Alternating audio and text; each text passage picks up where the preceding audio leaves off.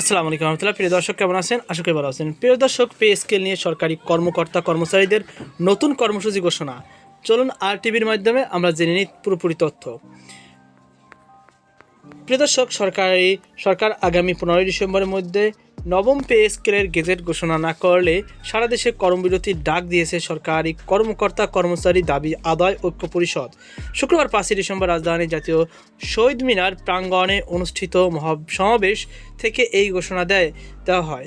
সমাবেশে বক্তারা স্পষ্ট জানান, আগামী 15 ডিসেম্বরের মধ্যে নতুন পে স্কেলের গেজেট প্রকাশ করতে হবে এবং আগামী জানুয়ারির মধ্যে তা কার্যকর করতে হবে, না হলে সারা দেশে কর্মবিরতি যাবেন তারা।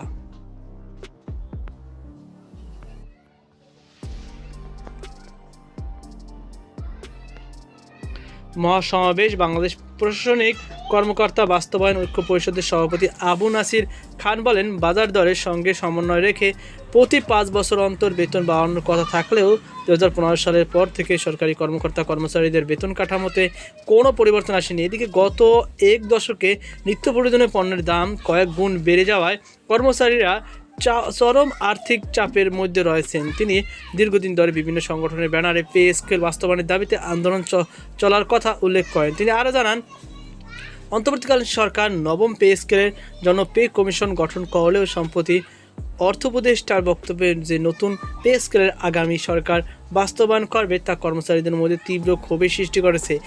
এ অবস্থায় জাতীয় নির্বাচন তফসিল ঘোষণার আগেই বৈষম্যমুক্ত নবম পে স্কেল কার্যকর করার দাবি জানান তিনি। মোহাম্মদ ওয়ারেস আলীর সভাপতিত্বে অনুষ্ঠিত এই মহাসমাবেশে বিভিন্ন দপ্তর ও বিভাগের লক্ষাধিক কর্মচারীরা অংশ নেন। মোহাম্মদ জাকির হোসেন, আমিনুর রহমান, রোকনউদ্দিন নেতৃত্বে বাংলাদেশ ডাক বিভাগের হাজার হাজার কর্মকর্তা কর্মচারীরা সমাবেশে যোগ দেন। কর্মচারীদের এই যৌক্তিক দাবির প্রতি সংহতি জানান সমাবেশে উপস্থিত ছিলেন নাগরিক ঐক্য সভাপতি মাহমুদুর রহমান মান্না, গণ অধিকার পরিষদের সভাপতি নুরুল হক নুরু সহ আরও অনেকে। তো প্রিয় দর্শক, এই ছিল আমার সবার সকল বার্তা। আল্লাহ হাফেজ।